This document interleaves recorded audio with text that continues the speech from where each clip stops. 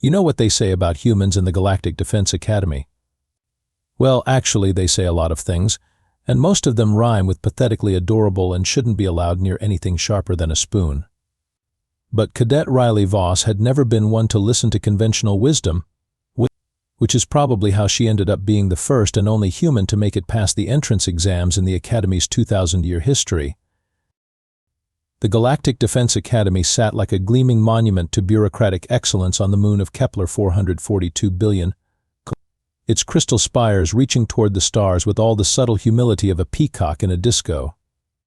Inside those hallowed halls, the finest military minds of 17 different species learned the ancient art of following orders without question, but memorizing tactical manuals that hadn't been updated since the Zeta Reticuli conflict, and practicing formations that looked really impressive during parades but had the combat effectiveness of a group hug.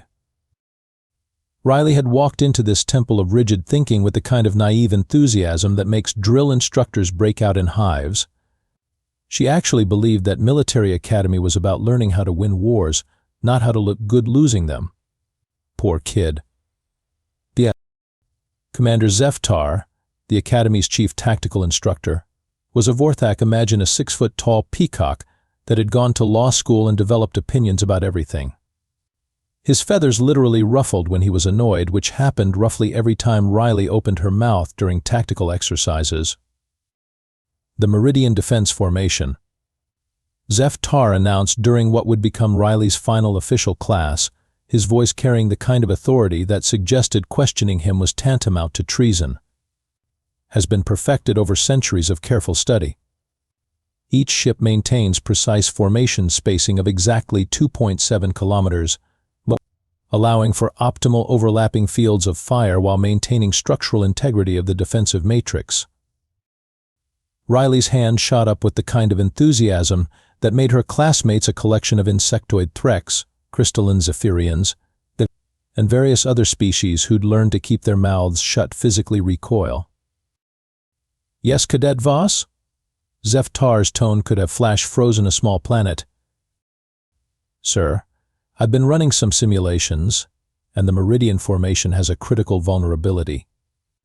If an enemy force approaches from Vector 77 Mark IV, using scattered attack patterns instead of traditional formations, they can exploit the gaps in our overlapping fire zones. The mathematical probability of defensive failure increases to 73% if they... Cadet Voss. The temperature in the room seemed to drop 10 degrees. Are you suggesting that centuries of tactical development by the finest military minds in the galaxy contain a flaw that you, a human with exactly 4 months of training, have somehow discovered? Riley, bless her naive little human heart, actually thought this was a genuine question. Well, yes, sir. I mean, the simulations are pretty clear. If we just adjusted the formation spacing by 0.3 kilometers and staggered our approach vectors, we could increase defensive efficiency by... Silence. The word hit the classroom like a physical force. Zeftar's feathers were now standing at full attention, creating a rainbow of indignation that would have been beautiful if it wasn't so terrifying. Cadet Voss, you will report to my office immediately following this class. Class dismissed. 20 minutes later, Riley stood at attention in Commander Zeftar's office, surrounded by commendations, battle plans, and enough polished metals to stock a small jewelry store. The commander paced behind his desk like a caged predator, his talons clicking against the metal floor with each step. Do you know what your problem is, Voss? Insufficient respect for established tactical doctrine, sir? Your problem, Zeftar continued as if she hadn't spoken, is that you think being human makes you special. You think your species' reputation for unpredictability somehow translates into military genius.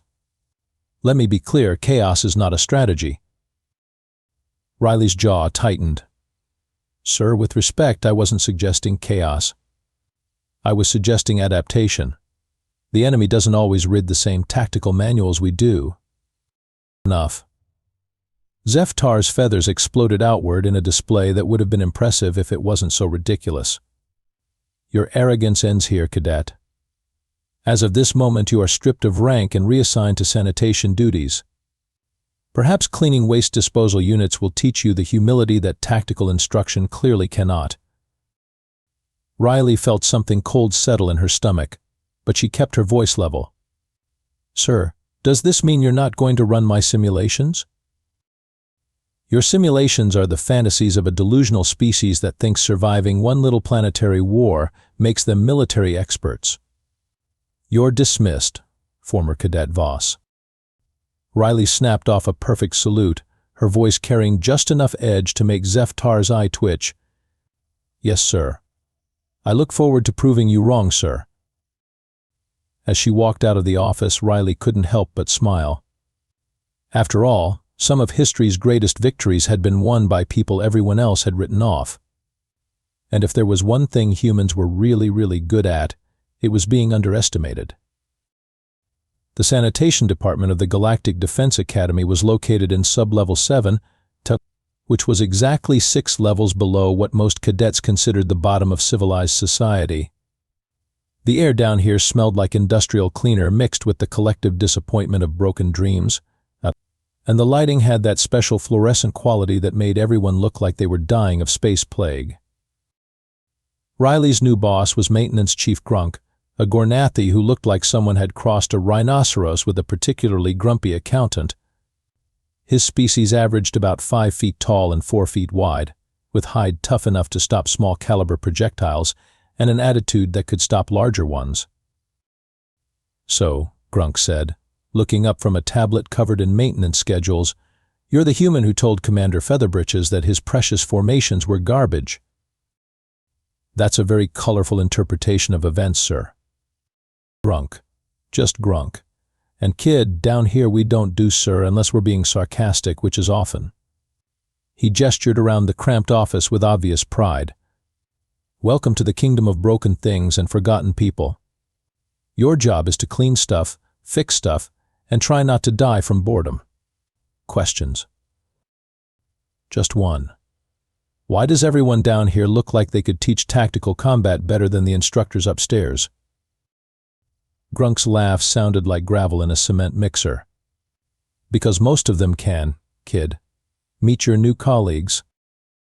Riley's first introduction to the sanitation crew came at exactly 0600 hours, when she was handed a plasma torch and told to follow veteran pilot Crash to the hangar bays. Crash was a Veltarian, tall, blue, and with the kind of easy confidence that suggested he'd stared death in the face so many times they'd become drinking buddies. So, Crash said as they walked through corridors that clearly hadn't seen an inspector in several years, Grunk tells me you actually read tactical manuals for fun. Is that a human thing, or are you just special? Probably just special. Why do they call you Crash? Because I've crashed more ships than most pilots have flown, and I'm still here to talk about it. Turns out, when you're innovative enough to survive impossible situations, Command gets nervous about what other impossible things you might try. He pointed to a maintenance badge on his uniform that had clearly seen better decades. 27 years of combat experience, 16 commendations, and one inconvenient habit of asking why our tactics got so many people killed. Guess which one mattered to the review board? Their first stop was Hangar Bay 12, where Engineer Sparks was elbow-deep in the engine compartment of a training fighter. Sparks was a Nexari, basically a walking collection of tentacles with an engineering degree and a vocabulary that could make a space pirate blush. This piece of Federation garbage, Sparks announced without looking up, has a power coupling that violates 3 different laws of physics and at least 1 treaty with common sense. But according to regulations, we're supposed to maintain it exactly as designed. Even though any cadet who flies it into actual combat is going to become a very pretty fireball. Riley peered into the engine compartment. What if you rerouted power through the secondary manifold and bypassed the coupling entirely? Sparks' tentacles stopped moving. Slowly, very slowly, he extracted himself from the engine and looked at Riley with the kind of expression usually reserved for religious experiences. Kid, he said finally, that's either brilliant or completely insane. In my experience, Crash commented, the two aren't mutually exclusive. Their third stop was the medical bay, where they found Medic Patch reorganizing supply cabinets with the methodical precision of someone who'd learned that organization could mean the difference between life and death. Patch was human, the first Riley had seen since arriving at the academy, but he was old enough to have gray in his beard and scars that told stories about battles fought in places most people couldn't pronounce. "Another human," Patch said without turning around. "Please tell me you at least know which end of a bandage goes on the wound." "I know enough field medicine to keep someone alive until real help arrives. Good enough for government work." Patch finally turned around and Riley saw eyes that had seen too much but hadn't given up hope entirely.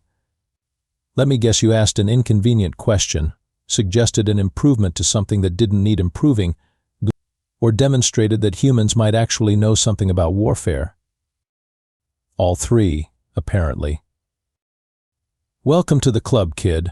We meet for drinks every Friday, assuming we're not too busy keeping this place from falling apart." Over the following days, Riley began to understand the ecosystem of Sub-Level 7. It wasn't just a dumping ground for disciplinary cases, it was a repository for competence that made the brass uncomfortable. Every sanitation worker she met had a story about expertise that threatened someone's promotion, innovations that made established doctrine look outdated, or tactical insights that had the audacity to be correct. During her second week, while supposedly cleaning air filters in Section C, Crash started teaching her real space combat. "Forget everything they taught you upstairs," he said, using a maintenance scanner to simulate enemy movement patterns. "Academy tactics assume the enemy is going to line up nice and neat, take turns shooting, and follow the same rulebook you learned. Real combat is like trying to solve a math problem while someone's hitting you with a hammer and the math keeps changing." Riley found herself learning more in a single maintenance shift than she had in months of formal instruction. Sparks taught her how ships actually worked, not the sanitized textbook version, but the messy, but complicated reality of keeping complex machines running when people were shooting at them. Patch showed her battlefield medicine that focused on results rather than protocol, techniques that could save lives when proper procedure would leave someone dead.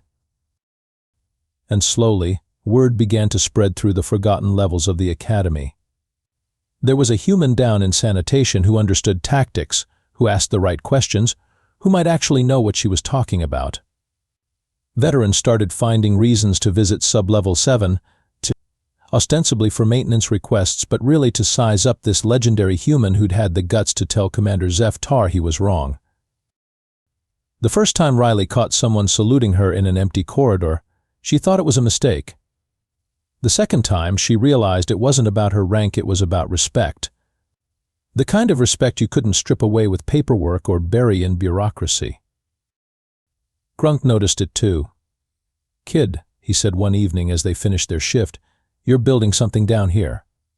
Question is, what are you planning to do with it?" Riley looked around at the maintenance bay, at the forgotten veterans who'd become her teachers, at the potential that everyone upstairs was too proud to see. "I honestly don't know yet," she said. "But when the time comes, I think we'll be ready." 3 weeks into her exile, Riley had developed a routine that would have made efficiency experts weep with joy. Officially, she was responsible for maintaining life support systems on sub-levels 5 through 9, checking air filtration units, and ensuring that waste recycling operated within acceptable parameters. Unofficially, she was getting the education that the Galactic Defense Academy should have provided but was too proud to offer. "Today's lesson," announced Crash, as they entered what was technically Storage Bay 15, but had been converted into an unauthorized flight simulator using components that had mysteriously gone missing from upper-level training facilities, "is why everything they taught you about space combat is going to get you killed." Riley settled into the pilot's chair of a simulator that looked like it had been assembled by someone who understood both engineering and creative bookkeeping. "I'm sensing a theme in my education." Smart girl. Now, according to Academy doctrine, when faced with superior enemy forces, you should maintain formation integrity, focus fire on the largest threats, and retreat in good order if overwhelmed. Pop quiz: what's wrong with this approach? Riley considered the question while running through startup sequences that were definitely not standard Academy protocol. Well, maintaining formation makes you predictable, focusing on large threats ignores fast-moving attackers, and retreating in good order assumes the enemy will let you leave politely? Exactly. Real combat is chaos with a side order of people trying to kill you specifically. The enemy doesn't care about your formation, they're not impressed by your orderly retreat, and they definitely didn't read the same tactical manual you did. Crash activated the simulation, and suddenly Riley was facing a scenario that made Academy training exercises look like children's games. Show me what you learned upstairs. Riley lasted approximately 47 seconds using standard tactics. Beautiful, Crash said with obvious satisfaction. You just died with perfect form and excellent adherence to protocol. Want to try surviving instead? That would be nice. Rule 1. The enemy expects you to follow the rules. So don't. Rule 2. Every formation has weaknesses, but moving targets are harder to hit than stationary ones. Rule 3. If you're not cheating, you're not trying hard enough. The second simulation lasted 3 minutes and 15 seconds. The third lasted almost 10 minutes. By the end of the week, Riley was developing tactics that made Crash nod with approval and occasionally mutter things like devious little human under his breath. Meanwhile, Sparks was teaching her the difference between textbook engineering and keeping things running when the universe was actively trying to break them. This. Miss, he said, gesturing to a power coupling that definitely violated several safety regulations, is what we call a creative interpretation of design specifications. According to the manual, this configuration should explode spectacularly and probably take half the ship with it. In reality, it increases power efficiency by 20% and only has a slight chance of creating temporal anomalies. Define slight. Less than 5%. Probably. Riley was beginning to understand why Sparks had been reassigned to maintenance. His modifications were brilliant, but they had the uncomfortable habit of being better than official designs, which made certain people in procurement very nervous about their vendor relationships. The thing about engineering, Sparks explained as he taught Riley to rewire a plasma conduit using techniques that weren't in any manual, is that the universe doesn't care about your paperwork. Physics works the same way whether you have proper authorization or not. Most of the time. Patch's lessons were more sobering. While Riley learned to treat injuries that Academy medical training pretended didn't exist, he shared stories about battles where proper procedure had been a luxury no one could afford. Field medicine, he explained while teaching her to perform emergency surgery with improvised tools, is about keeping someone alive long enough for them to argue with you about your methods. Everything else is just paperwork. What's the most important thing to remember? That sometimes the person who needs saving is the one giving orders. And sometimes the person giving orders is the last one who should be making medical decisions. But Riley's real education came during the informal gatherings that happened after official shifts ended. In forgotten conference rooms and unused storage bays, veterans would share stories that revealed the gap between Academy theory and battlefield reality. She learned about the Battle of Zirion Prime, where standard formations had led to a massacre until a junior officer ignored orders and improvised a winning strategy. She heard about the Kepler Station defense, where regulations had been abandoned in favor of tactics that actually worked. The problem, explained Commander Torres, a human officer who'd been promoted to equipment inventory after suggesting that maybe, just maybe, the Galactic Defense Force should learn from its mistakes. Is that admitting our tactics are flawed means admitting that people died unnecessarily. And admitting that people died unnecessarily means someone has to take responsibility.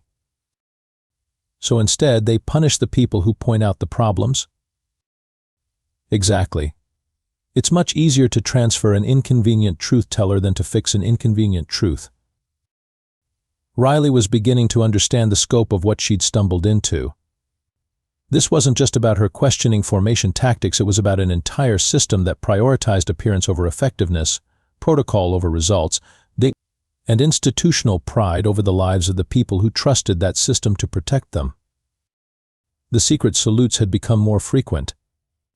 Veterans would catch her eye in corridors, nod respectfully when supervisors weren't looking, and find excuses to stop by the sanitation department. Word was spreading through networks that officially didn't exist, and Riley was becoming something she'd never expected to be, a symbol.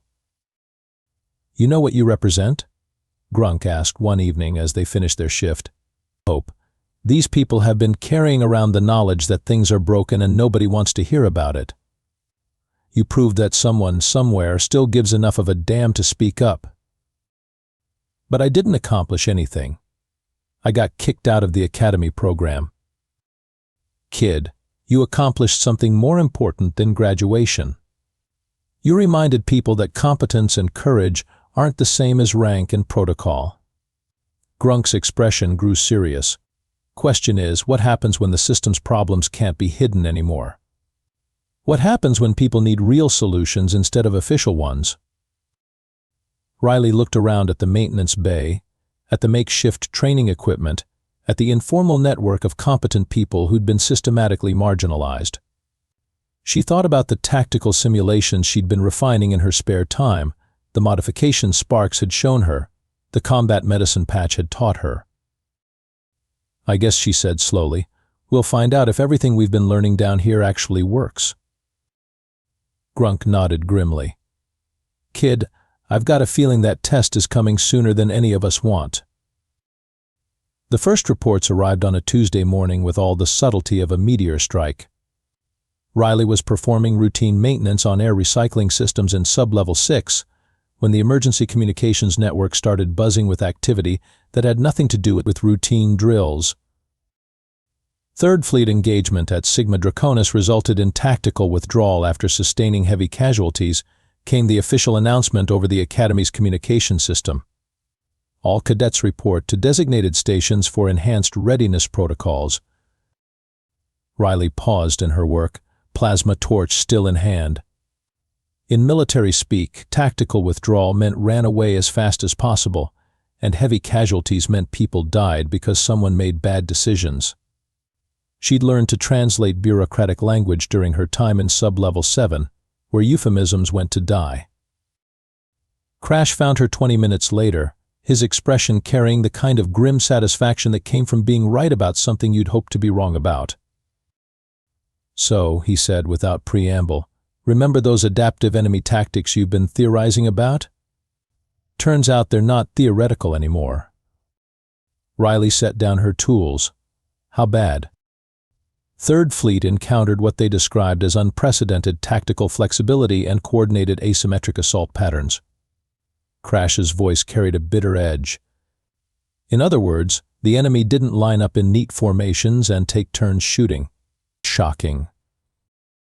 They made their way to Sparks' workshop, where a crowd of veterans had gathered around a communication console that was definitely not supposed to be receiving military transmissions. Sparks had used his creative interpretation of electronics regulations to tap into command frequency broadcasts, and the picture emerging wasn't pretty. "Enemy forces are using scattered attack groups with randomized approach vectors," that reported a voice that carried the shell-shocked tone of someone whose textbook world had just exploded. "Standard defensive formations are proving inadequate, requesting immediate tactical consultation from command." "Well," said Patch dryly, "at least they're finally asking for help." Riley studied the tactical displays that Sparks had somehow managed to acquire, probably through methods that violated several laws and definitely violated Academy regulations. The enemy attack patterns were exactly what she'd predicted in her simulations: chaotic, unpredictable, and brutally effective against rigid defensive strategies. "It's like watching a boxing match between someone who memorized the rules and someone who's actually been in fights," she murmured. "Except when the rules memorizer loses," added Torres, who'd appeared with several other inventory specialists, "people die." The situation deteriorated rapidly over the following days. Each new report brought word of defensive failures, tactical retreats, and casualties that could have been avoided if anyone had listened to the inconvenient voices that had been trying to warn them. Commander Zeftar's response was predictably rigid, but Riley learned about it through Grunk, who had sources throughout the academy that would have impressed intelligence agencies. Featherbritches called an emergency meeting of senior tactical staff, Grunk reported with obvious disgust. His solution? Double down on existing formations, maintain strict adherence to established protocols, and court-martial any commander who deviates from approved doctrine. So his response to tactics that don't work is to make sure nobody can try tactics that might work? You're learning, kid. When your entire career is built on being right, admitting you're wrong becomes literally unthinkable. Riley had been working on her own analysis, using data that the veterans had been quietly collecting and tactical models that incorporated everything she'd learned in Sub-Level 7. Her conclusions were both obvious and terrifying. Current Academy doctrine would result in systematic defeat against any enemy that refused to follow the same rules. She decided to try official channels one more time. The meeting lasted exactly 47 seconds. Former Cadet Voss, said Commander Zeftar without looking up from his tactical displays, you are a sanitation worker. You do not have security clearance for tactical information. You do not have the authority to make military recommendations. And you do not have the competence to question decisions made by qualified officers. Sir, the pattern analysis clearly shows. Dismissed. Much. Riley left the meeting with the kind of cold clarity that came from finally understanding exactly what she was dealing with. The system wasn't just broken, it was designed to stay broken, maintained by people who would rather lose wars than admit they'd been wrong about how to win them. Back in Sub-Level 7, she found the veterans waiting for her with expressions that ranged from sympathetic to furious. Let me guess, said Crash. Your tactical analysis was dismissed without consideration, your competence was questioned, and you were reminded of your place in the hierarchy. That covers it. Patch leaned forward with the intensity of someone making a crucial diagnosis. Riley, we've all been through this. We've all watched good people die because the system values pride over effectiveness. The question is, what are you going to do about it? Riley looked around at the faces surrounding her veterans who'd been marginalized for competence, engineers silenced for innovation, medics punished for saving lives in unauthorized ways. They'd all reached the same crossroad she was facing now, accept the system's limitations or find another way to serve the people who depended on them. The enemy's coming here, she said finally. All their attacks have been probing actions, testing our responses, mapping our weaknesses. They're going to hit the Academy itself. When? Asked Torres.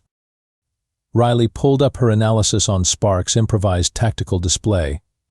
Based on attack patterns and force deployment, I estimate 72 hours. Maybe less. But Grunk stood up slowly, his expression carrying the weight of someone who'd faced similar decisions before. People, we've got a choice to make. We can follow orders, maintain our positions, and watch this place fall apart because nobody upstairs wants to admit they're wrong. Or we can do what we've always done, focus on the mission instead of the politics. What exactly are you suggesting? Asked Sparks. I'm suggesting, said Riley, that when the time comes we be ready to do what needs to be done, regardless of what the official plan says. Around the room, veterans nodded with the grim understanding of people who'd been preparing for this moment their entire careers. They'd spent years learning to work within a system that didn't want their expertise. Now they were going to find out if that expertise could work outside the system when lives depended on it. The secret salutes had stopped being secret. In corridors, in maintenance bays, in forgotten corners of the Academy, people were making their choice about who they trusted to keep them alive when the shooting started. And in Sub-Level 7, a group of supposedly failed soldiers began preparing for the test they'd been training for their entire careers. The attack came at 0347 hours on a Thursday morning, which was either perfect timing for catching the Academy off guard or terrible timing for Everyone who'd been hoping the enemy would be polite enough to attack during business hours. Riley was in Maintenance Bay 12, officially checking atmospheric processors and unofficially coordinating with veterans throughout the academy, when every alarm in the facility started screaming. Unknown contacts detected at system perimeter, but announced the Academy's automated defense system with the kind of calm electronic voice that suggested imminent death was just another item on today's schedule. All personnel report to designated defensive positions. This is not a drill. Riley's communication device, which Sparks had enhanced to access frequencies that sanitation workers definitely weren't supposed to monitor, but immediately lit up with reports from 3rd Fleet survivors who'd managed to limp back to warn the Academy. Enemy forces approaching in scattered formations, estimated strength 47 vessels of unknown configuration, came the voice of Fleet Captain Martinez, who sounded like someone who'd seen his textbook world crumble, and was now trying to hold the pieces together with pure stubbornness. Defensive formations Alpha through Delta are taking positions according to established protocol. Riley felt her stomach clench. Defensive formations Alpha through Delta were exactly the rigid, predictable arrangements that had been systematically destroyed in every previous engagement. Crash's voice crackled through her improvised communication network. "Kid, they're doing it again. Same formations, same tactics, same stupidity." "Current position?" Riley asked while grabbing the tactical gear she'd been quietly accumulating over the past month. "Hangar Bay 7. Got 3 fighter squadrons here, and half the pilots are asking why we're lining up like target practice." Riley's training kicked in, not the academy training, but the practical education she'd received from people who'd actually survived real battles. "Tell anyone who'll listen that when this goes sideways, and it will go sideways fast, ignore formation commands and focus on adaptive engagement." "Sparks, what's our technical situation?"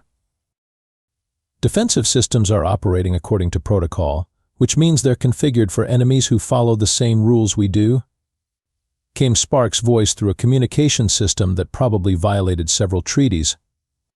"I can make some creative adjustments, but I'll need someone to distract the supervisors." "Patch, medical status?"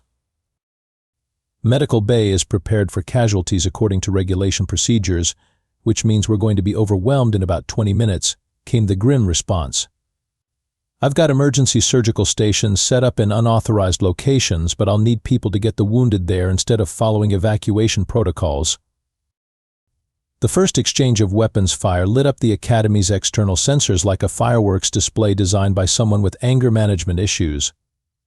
Riley watched the tactical displays and felt her heart sink as she witnessed the systematic destruction of everything she'd predicted would fail. "Defensive Formation Alpha is taking heavy casualties," came an increasingly desperate voice from command. "Enemy forces are not engaging according to expected patterns." "Well, there's a surprise," muttered Torres over the communication network. Riley made a decision that would have gotten her court-martialed if she'd still had rank to lose. "All stations, this is Voss. Authorization code is common sense and staying alive. If anyone asks, you're following emergency protocols and I'll take responsibility." She switched to a broader frequency that included junior officers throughout the academy. "This is Riley Voss, former tactical cadet, current sanitation specialist, and someone who's been predicting exactly what's happening right now. If you want to survive the next hour, stop following formation commands and start following physics." Lieutenant Commander Jackson's voice cut through the chaos, carrying the authority of someone who'd decided that survival trumped protocol. "Voss. This is Jackson from Fighter Squadron 12. Half my pilots are dead and the other half are asking what the hell we're supposed to do when the enemy won't stand still and get shot. Jackson, scatter your remaining fighters into 3 ship elements, use random approach vectors, and focus on disrupting enemy coordination rather than trying to destroy everything. Make them react to you instead of following their plan. That's not standard doctrine. Standard doctrine is why half your pilots are dead. Your call, Commander." There was a pause that lasted exactly long enough for another Academy fighter squadron to get obliterated by enemy forces that refused to behave properly, And then Jackson's voice came back with the tone of someone who'd decided to trust competence over rank. All fighters, new tactical directive. Follow Voss's lead and try not to die stupidly. The change was immediate and dramatic. Instead of orderly formations that presented perfect targets, Academy fighters began engaging in the kind of chaotic, unpredictable combat that the enemy hadn't prepared for. Suddenly, battles that had been one-sided slaughters became actual fights. Riley found herself coordinating defensive efforts from a maintenance station that definitely wasn't supposed to have access to tactical command systems, but Sparks had worked his usual magic with electronics and common sense. Hangar Bay 3, you've got enemy infiltrators moving through Section C. Maintenance teams are rerouting them toward Sparks' surprise. What kind of surprise? Came the nervous inquiry. The kind that violates safety regulations and probably several laws of physics. Just make sure you're not standing nearby when it happens. The battle became a master class in the difference between official doctrine and practical problem solving. Every time Academy forces followed established procedures, they got systematically destroyed. Every time someone decided to improvise, adapt, and focus on results rather than regulations, they found ways to survive and fight back. Commander Zeftar's voice cut through the communication chaos with the kind of authority that demanded attention and usually got people killed. All units returned to defensive positions immediately. Maintain formation integrity and engage targets according to established protocols. Sir, came Lieutenant Jackson's voice, those protocols aren't working. We're taking heavy casualties following standard doctrine. You will follow orders, Commander, or face court-martial for disobedience in the face of enemy action. Riley made another decision that would have horrified Academy instructors and probably saved lives. All stations, this is Voss. You have a choice. You can follow orders that will get you killed, or you can follow tactics that might keep you alive. Command authority ends where competence begins. The response was immediate. Throughout the Academy, junior officers and enlisted personnel began making the choice between official doctrine and unofficial survival. Veterans who'd been hiding their expertise stepped forward to coordinate defenses that actually worked. Engineers began implementing modifications that violated regulations but enhanced effectiveness. Medics established treatment centers that ignored protocol but saved lives. The tide of battle shifted with the kind of dramatic flair that would have been ridiculous in fiction but felt perfectly natural when competence was finally allowed to operate without bureaucratic interference. Enemy forces are withdrawing, came the report from external sensors. Repeat, hostile contacts are moving to safe distance and regrouping. Riley slumped in her chair, exhaustion hitting her like a physical weight. Around her, yaw.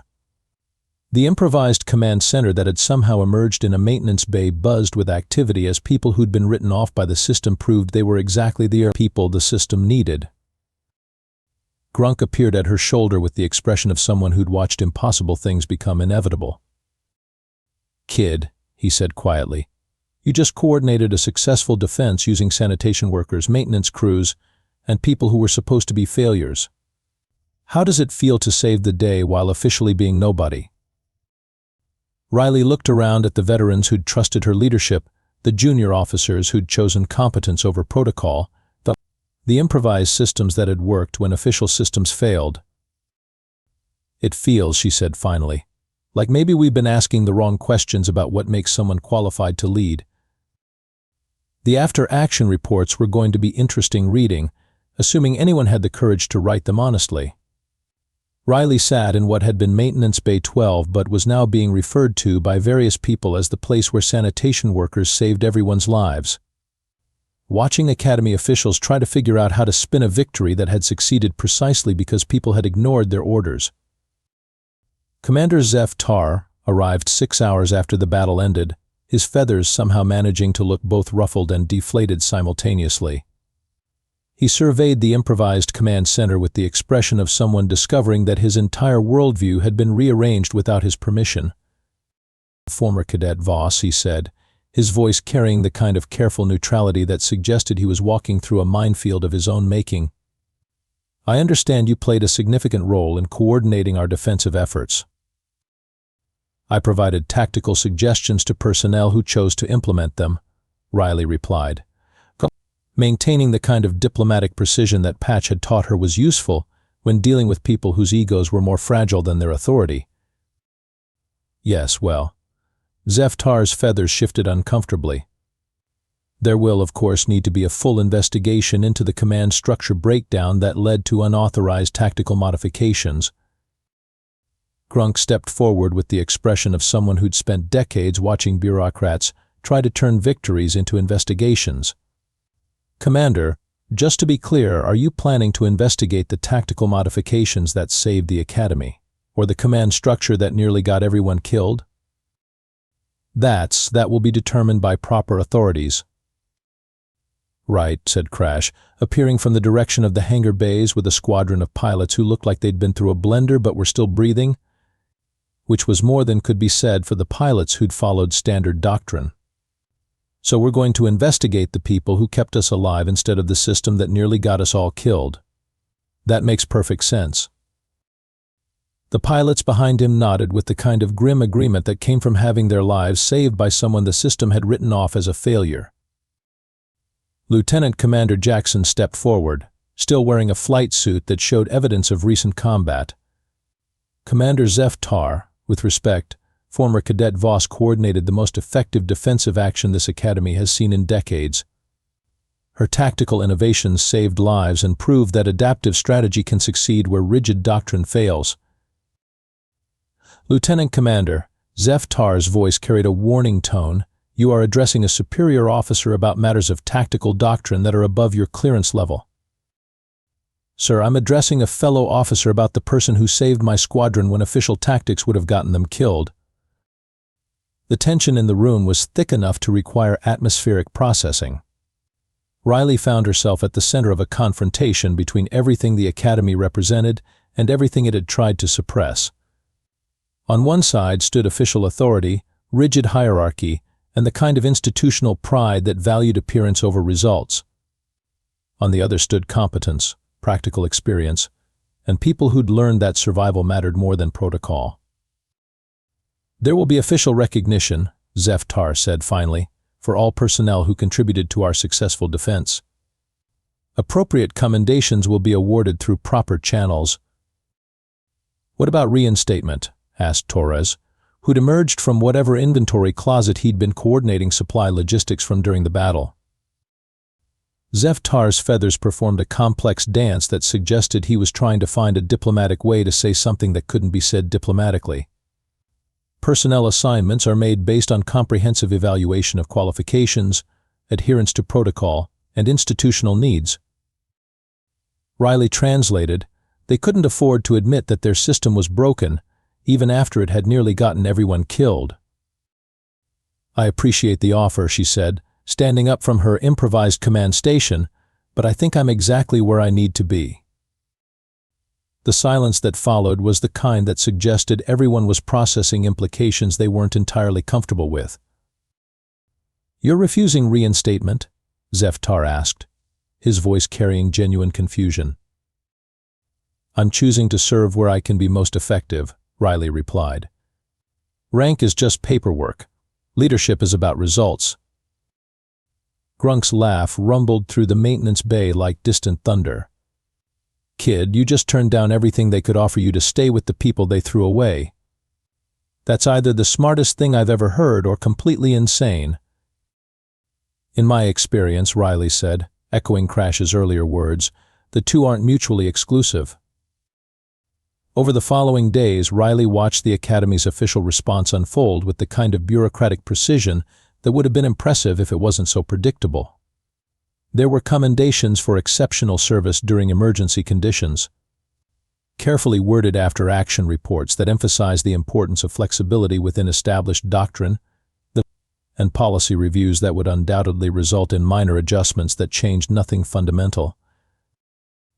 But in the corridors, maintenance bays, and forgotten corners of the Academy, something else was happening. The secret salutes weren't secret anymore. Veterans who'd been hiding their expertise were being consulted by junior officers who'd learned that competence mattered more than rank. Engineers were implementing creative interpretations of regulations with the tacit approval of supervisors who'd seen those interpretations save lives. Riley found herself at the center of an informal network that existed parallel to official academy structure, a shadow command made up of people who'd proven that effectiveness trumped authority when survival was on the line. "You know what you've done?" Patch asked during one of their evening gatherings in what was officially Storage Bay 15, but had become the unofficial headquarters for people who cared more about results than recognition. "Started a revolution?" Riley suggested. "Reminded people that institutions are supposed to serve people, not the other way around," Patch corrected. "The Academy forgot that their job was to prepare people to win wars, not to maintain traditions that get people killed."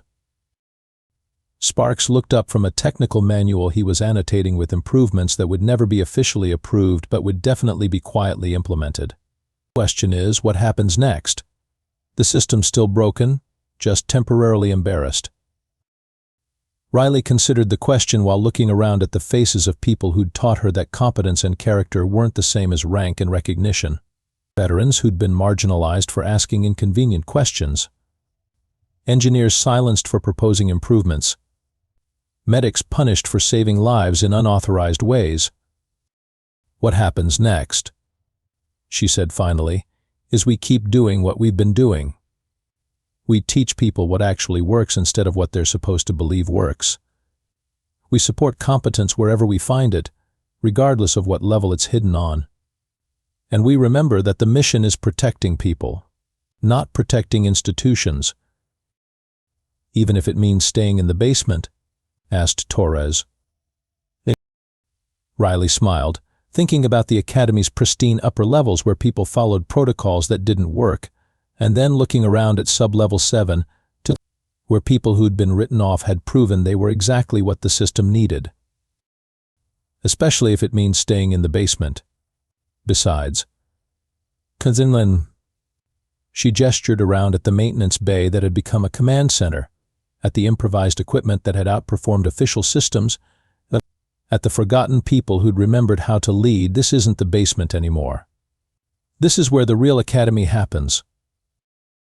3 months later, when the next crisis hit and junior officers throughout the fleet found themselves consulting sanitation workers for tactical advice, when maintenance crews were implementing creative interpretations that saved ships and lives, when medical personnel were using techniques that violated protocol but guaranteed results, the Galactic Defense Academy quietly stopped investigating the command structure breakdown that had saved everyone's lives. Because sometimes the most important lessons aren't taught in classrooms or found in manuals. Sometimes they're learned in maintenance bays from people who've been forgotten by systems that forgot their own purpose, and taught by leaders who understand that respect isn't something you can strip away with paperwork. Riley Voss never did get her rank back. But every time a veteran saluted her in a corridor, every time a junior officer asked her opinion on tactical problems, every time someone chose competence over protocol because they'd learned that survival mattered more than appearances, she knew she'd found something more valuable than any rank the Academy could have given her. She'd found the difference between authority and leadership. And in a universe where bureaucracy could get you killed but competence could keep you alive, that difference was everything.